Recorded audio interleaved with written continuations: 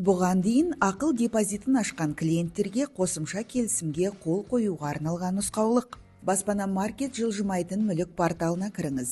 Логин мен құпия сөз арқылы авторизациядан өтіңіз. Жеке кабинетке кіріңіз.